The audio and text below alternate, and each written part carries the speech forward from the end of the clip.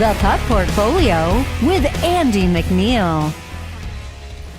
Hey, welcome to the Puck Portfolio. I'm your host, Andy McNeil, and joining me, as always, Nick Martin from DFO. Nick, how you doing, man? I'm doing good. Yeah, these Tuesday mornings are hard on me, especially when I have a game of my own the night before. They're a little strenuous, but this is a good slate, so it should be fun. Still keeping those hockey dreams alive, eh? Yeah, it's just about playing the game, They, not sure if anyone in our league thinks they're still making the NHL. Probably. No, I got out for one more skate before the weather warmed up here in Edmonton. We've had plus temperatures pretty much every day for the last 3 or 4 days in a row now. So I would imagine the outdoor rinks are all but dead. Usually March 15th is kind of the average every year. It looks like it's going to be a lot earlier than that this year. Yeah, it was kind of a bummer given that we had that long. I don't know what it was like down in Calgary, but we had a very long cold snap here of minus 30 temperatures. And Yeah, we had a 1-day window. It was like minus 25, then plus 9, and the rinks were ruined by the next afternoon. So not ideal.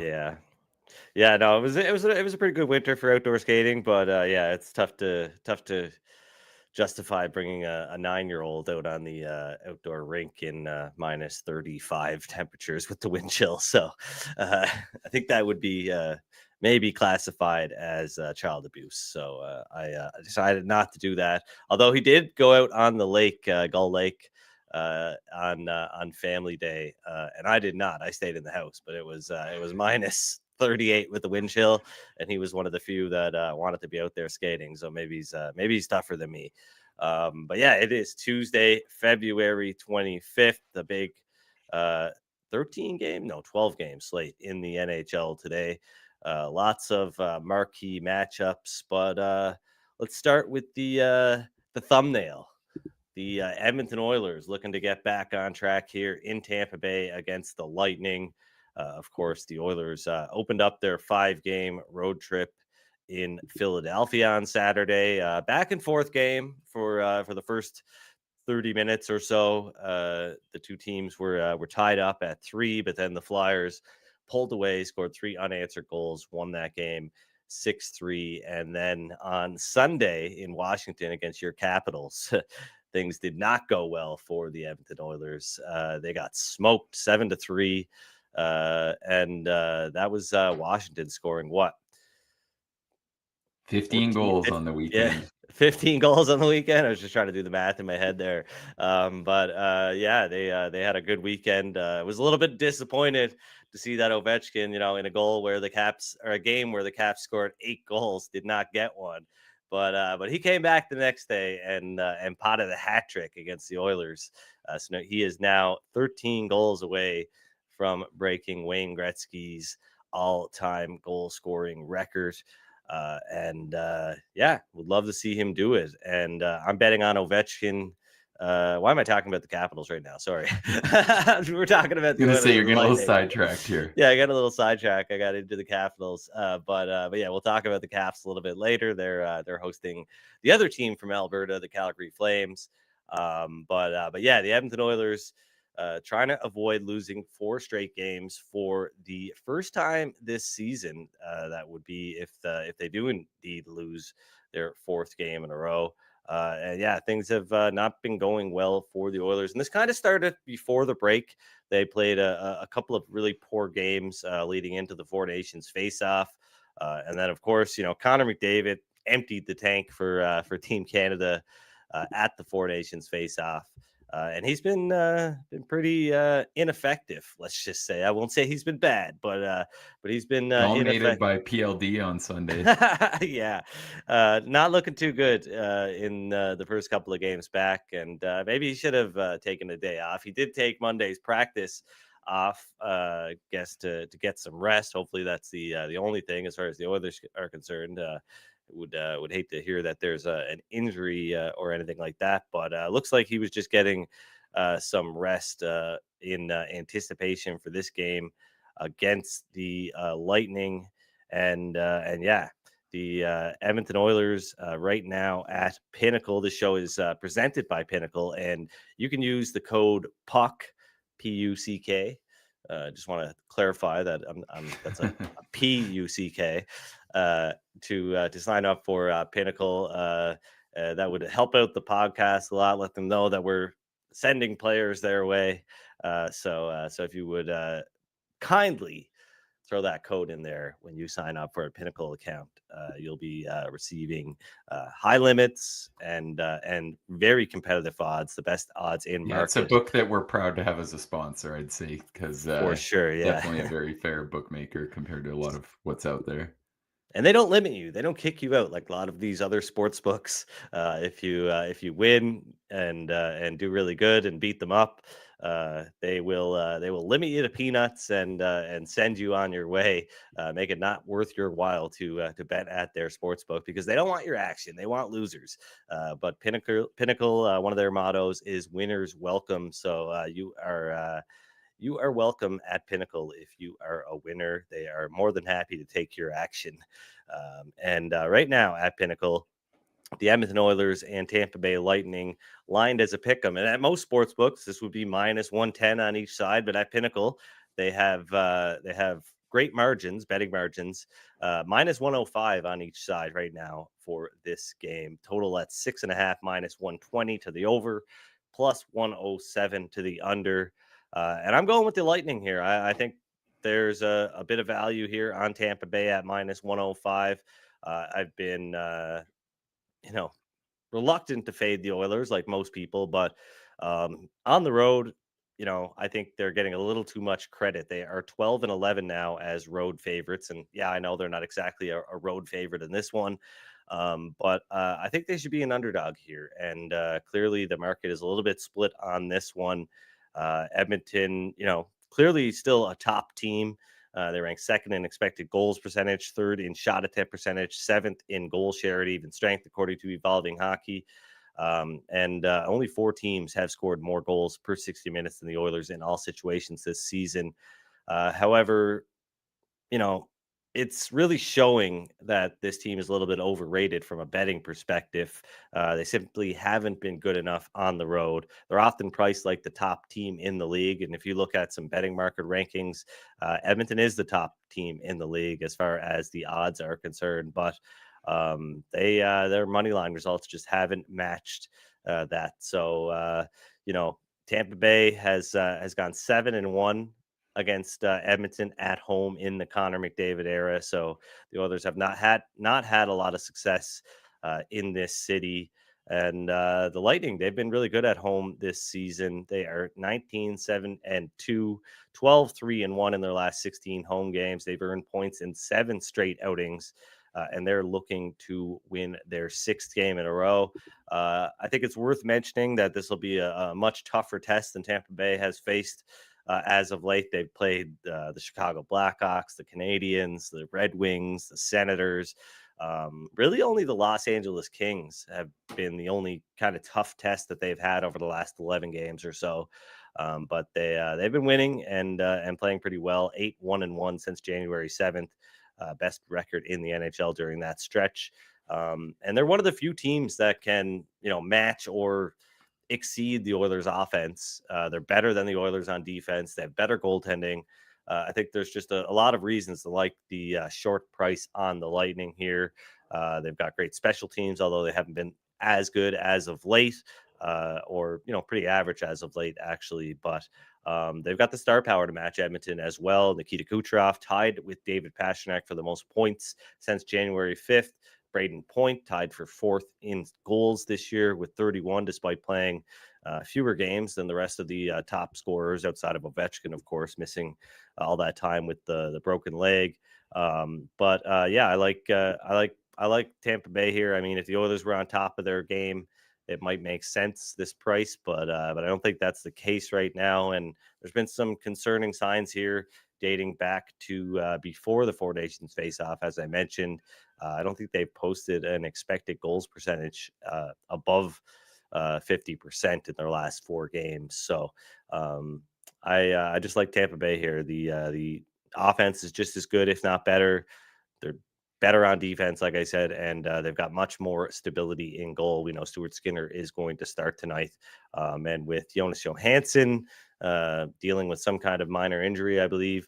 I'm betting that Andrei Vasilevsky will get the start tonight. Not sure if that has been confirmed. I guess I can look that up right now on Daily Faceoff starting goaltenders page.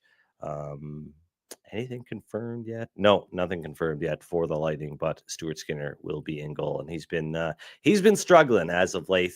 I don't want to put it all on Skinner. The Oilers have not been good defensively.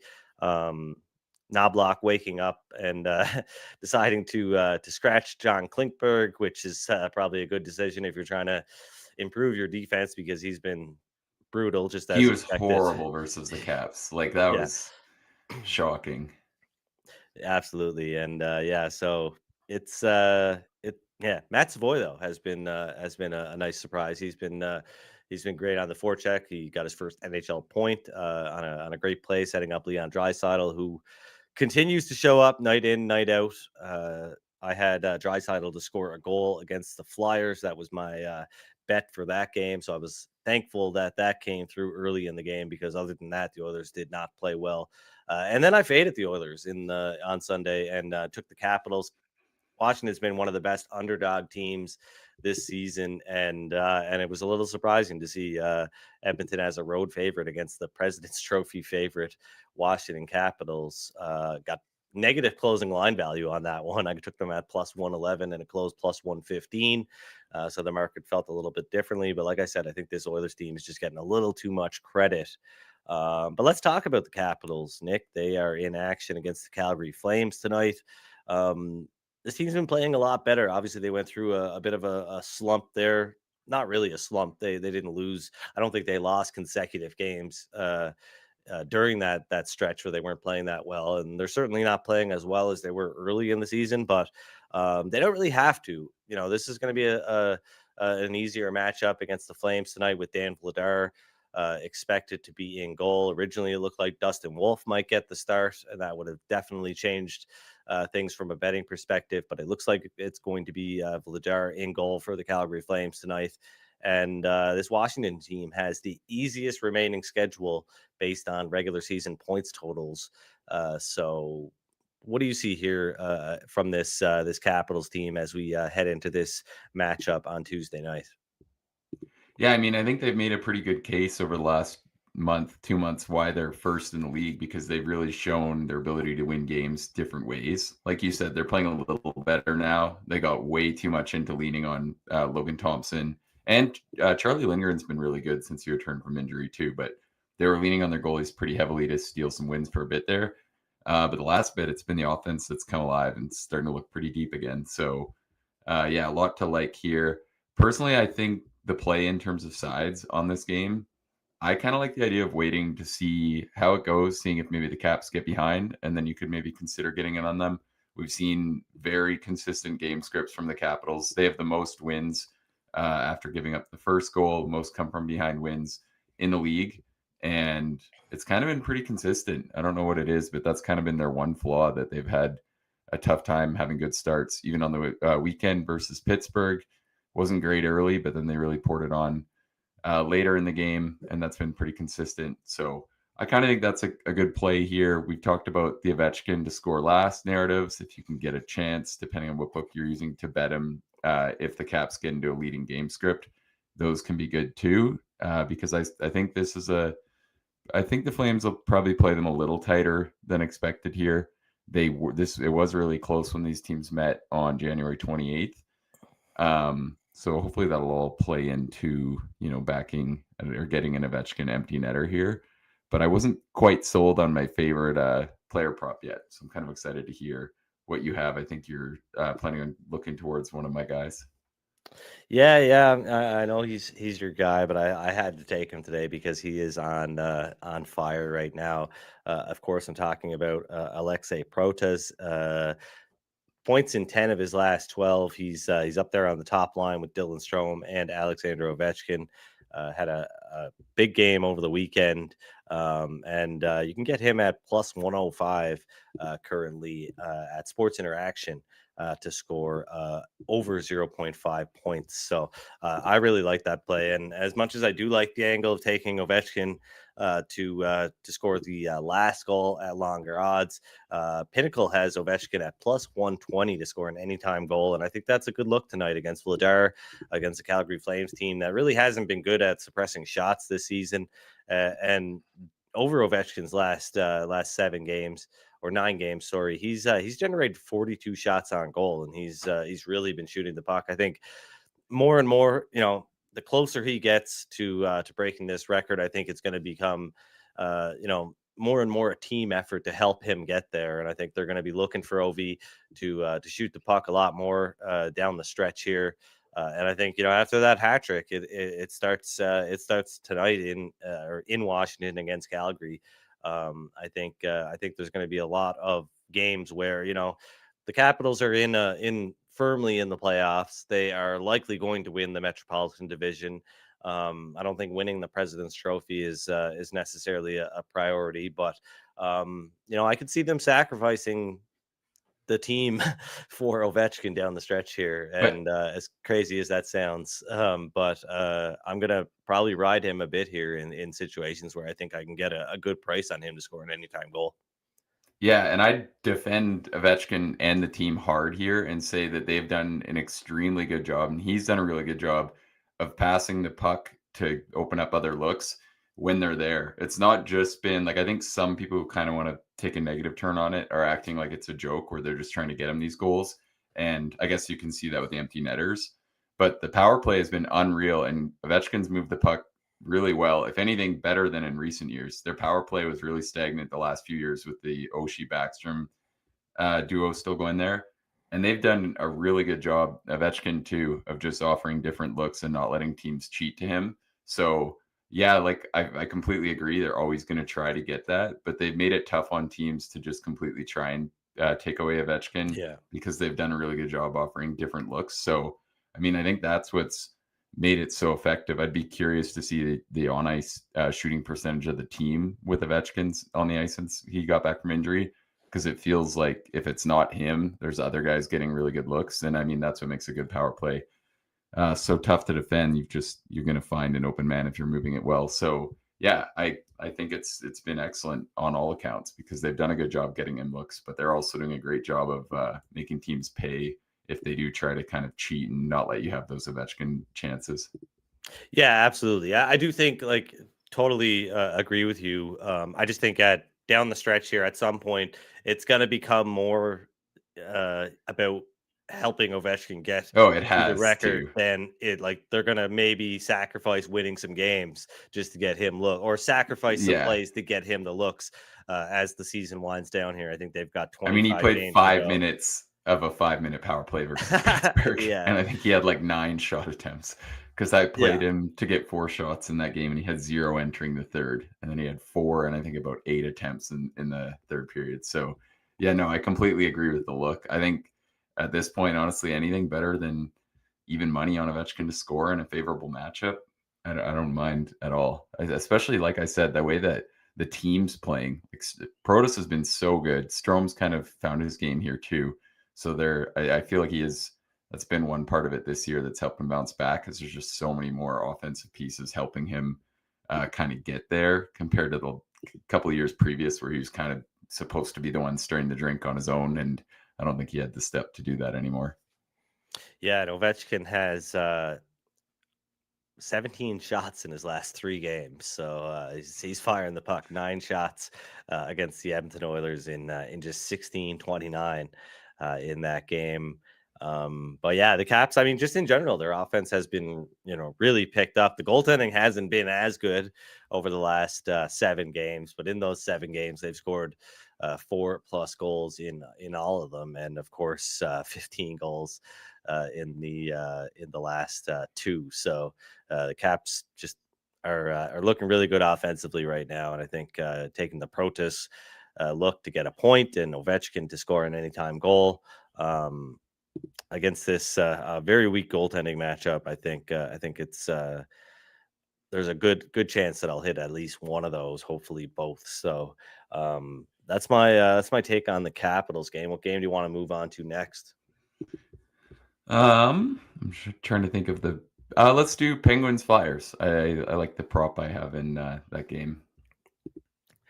All right, Penguins, Flyers, Penguins goaltending really pooped the bed this weekend. It was bad. The Penguins weren't that bad defensively. I mean, they only gave up, I think, 47 shots in 2 games, but allowed a ton of goals. So what are you looking at here? I like Michkov to get a point. It's out there -109 on Pinnacle. I'd play. I think there might be better prices out there, but either way, I think it's a good bet, and I like it for a couple of reasons here. Obviously, Michkov at times he's either been just entirely benched or seen his ice time, cut drastically in games. But he came out of that break with an unreal performance versus the Oilers, and he went into it with 2 pretty good showings. Versus the Capitals and Penguins, I believe it was. And I really like the line he's on right now with Couturier and Tippett. They've been excellent. And I think as long as, like, you can talk about how it's scary because you never know if, he might make a bad defensive play early and get his ice time cut. But I also think that kind of works in favor of this because a lot of the recent sample of games, he was averaging below 15 minutes. He had some really quiet nights. And now coming out of the break, I kind of think we're getting the flip side of that where it could be a good time to buy. I don't know if you're going to see prices of -109 for him to get a point versus the second worst defensive team in the league around for too long. And I just think it's a good time to buy on his offensive upside when he's playing this kind of a team and, seems to be trending in the right direction. So, yeah, for me, I feel like we're just getting a good number to back one of the most talented offensive players in the league, and hopefully he'll come out early and have a good start and get big minutes once again, because I kind of think we might see him go on a bit of a tear here coming out of this break. Yeah, it doesn't look like it's going to be enough to get him back into the Calder Trophy conversation, though, as he is currently 30-1 out there at various sports books. Dustin Wolf has actually gotten into the third spot on the odds. That's good for us. Hopefully 14-1. Yeah, you gave him out but at Celebrini. I think it was 40-1 when we gave it out. It really came down quick there. Yeah, but I mean, Celebrini looks so good in all areas of the ice, and it feels like more and more the media is really giving him that credit, which I think he deserves. I thought he played really well versus the Jets last night. Really stood out how much he was competing all over the ice. But who knows? Hopefully Wolf can go on a big stretch here. Maybe the Flames steal that final spot and get Wolf the Calder for us. Yeah, that was quite the game last night between San Jose and the Winnipeg Jets. Of course, the Jets winning their 10th straight, but it was close. They needed to tie the game 1-1 with around 25 seconds remaining, and then of course, big night for Mark Scheifele becoming the all-time Winnipeg Jets leader in goals. The new Winnipeg Jets franchise still has to pass Dale Hawerchuk if he wants to really take the title. And I know that he said he wants to do that. So I don't think that means as much to him as it might mean to some other people. But yeah, close one for the Jets last night. But let's talk about the Toronto Maple Leafs as they are in action in Boston tonight. Returning to the scene of the Four Nations final, and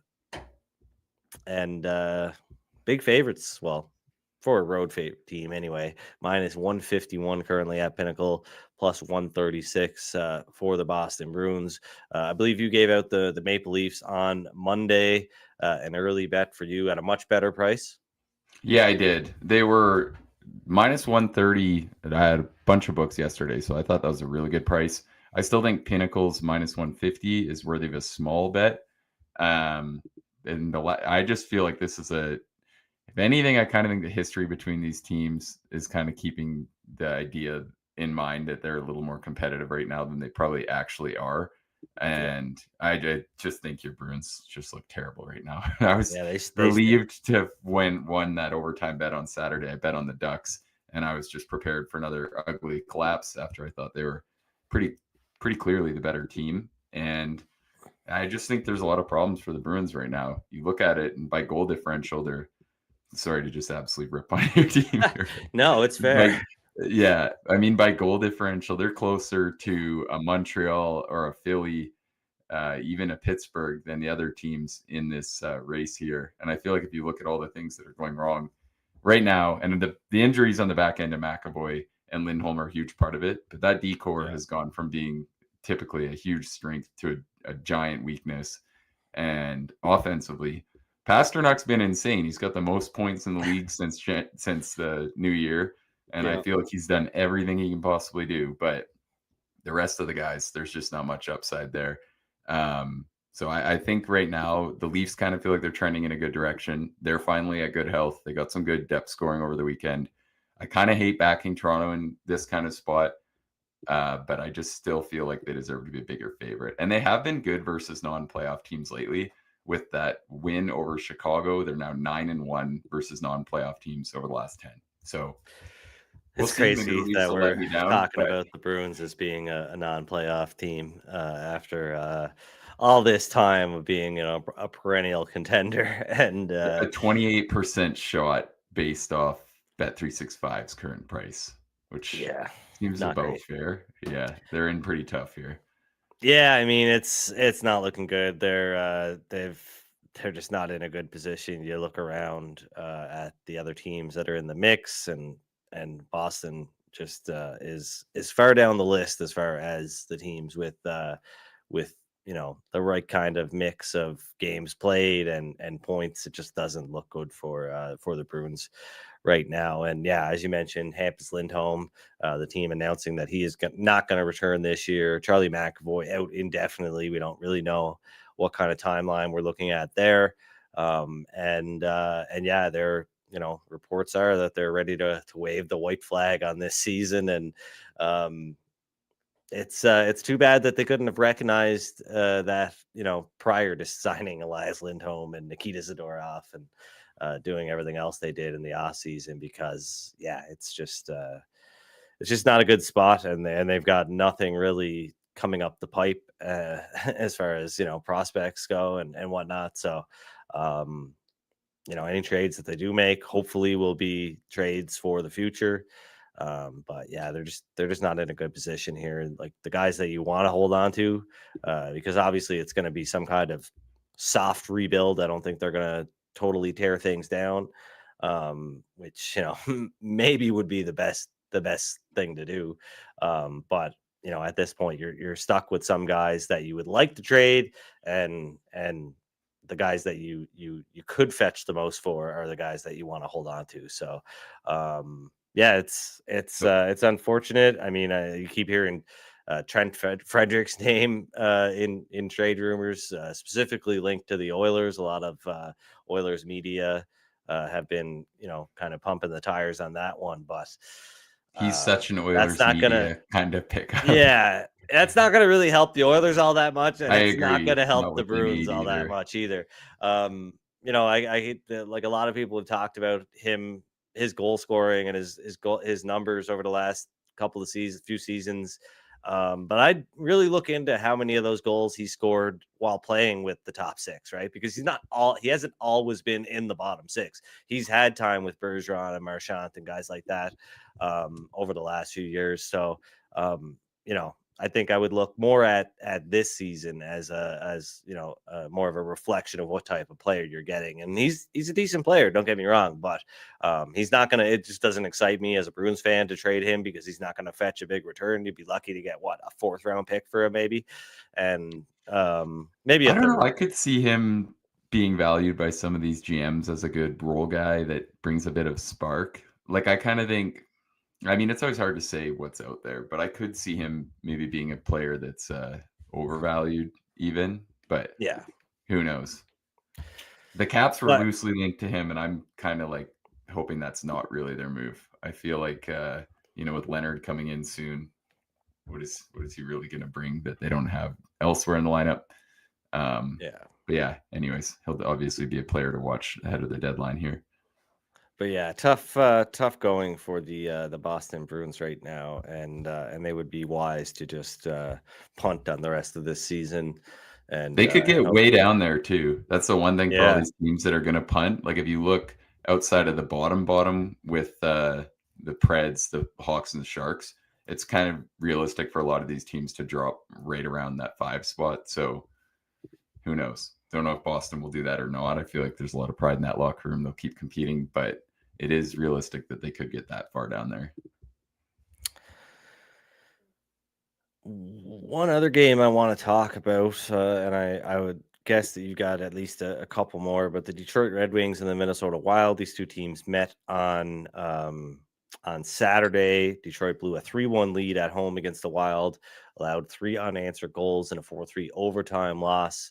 And they did it again on Tuesday, except they won on Sunday against the Anaheim Ducks. They managed to bounce back with an overtime win. But not before once again blowing a big lead. They were leading 4-1 just 2 minutes into the second period. But Anaheim went on to score 3 straight goals. But luckily for the Red Wings, Patrick Kane netted the overtime winner. They are 16-5-2 under Todd McLellan, who took over on December 27th. They have looked pretty good on the surface, and they've, improved their shot share, but expected goal share at even strength, still not looking all that great.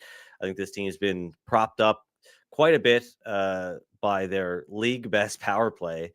What is it? 38.9% since McLellan took over, number 1 in the NHL. They've been pretty terrible on the penalty kill, ranking them on the bottom 5 at 72.1%. During that stretch, but they've gotten pretty solid goaltending from mainly Alex Lyon and to a lesser extent Cam Talbot. He hasn't been as good as he was earlier in the season. Those two goaltenders have kind of flipped as of late. But I mean, I don't think the Red Wings are a playoff team. I think they'll ultimately find a way to miss. They've got one of the toughest remaining schedules of any team.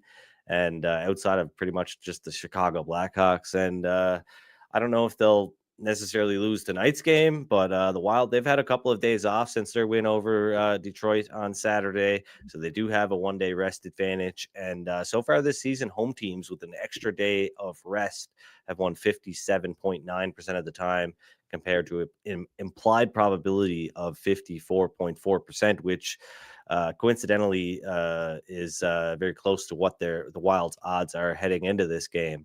But while they are healthier right now than they have been at various points throughout this season, injuries remain a problem for this team. They're still without star forward, Kirill Kaprizov. And he's not going to be back till sometime in March. And they suffered a big blow on Monday with Joel Eriksson Ek sustaining an undisclosed injury at practice. He was placed on injured reserve. So that leaves Minnesota without 2 of their top 6 forwards heading into Tuesday's game.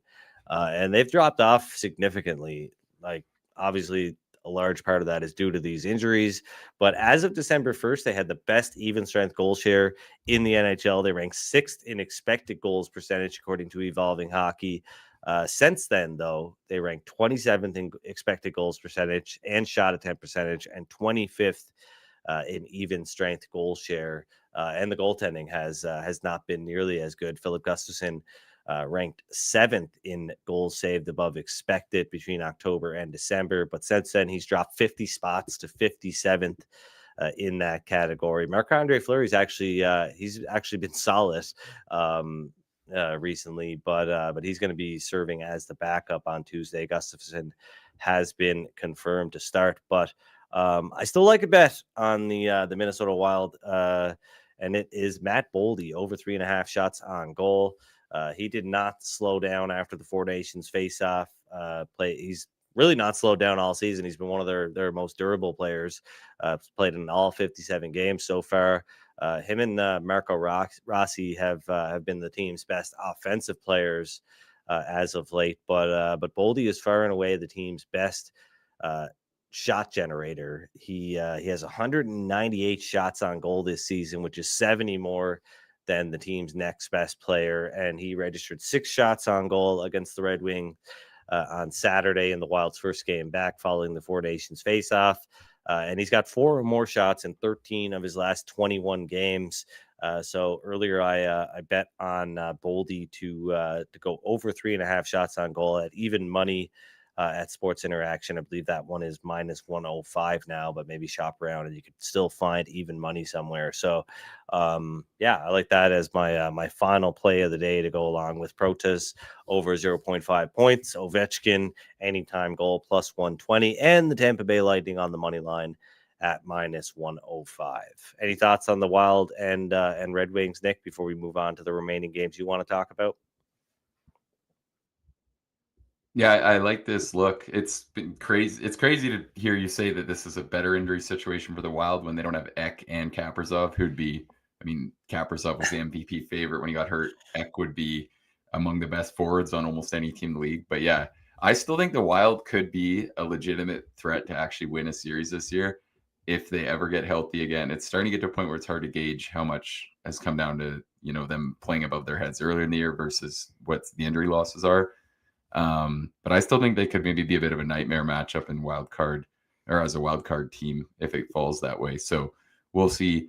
And like you said, for the Wings, it's been crazy. I don't want to say I think they're a fraud. I think they're definitely better than last year when I was really confident their January and February was just pure luck. But it has been crazy watching them that they're basically just average or below average at even strength and have a historically good power play. I bet on the Ducks Sunday.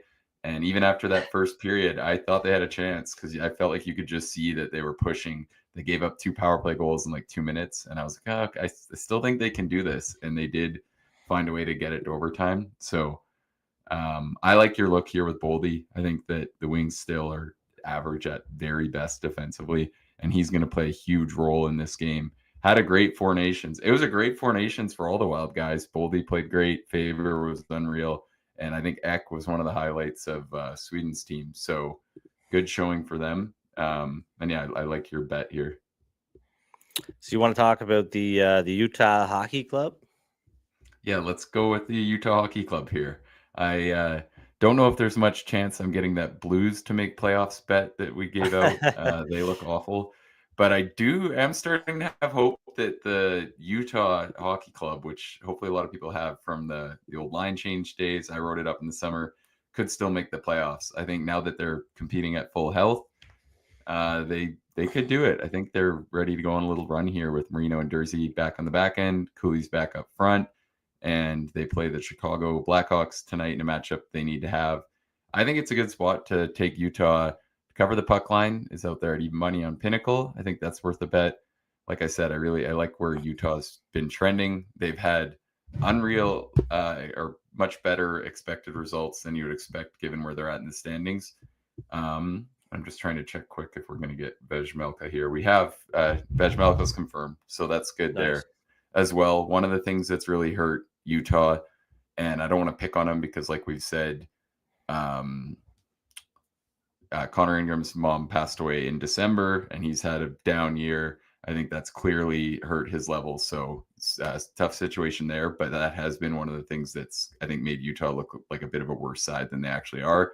And Vejmelka has been really good. So with him in that there, I think they've got a great chance in this game. The Blackhawks have completely fallen apart.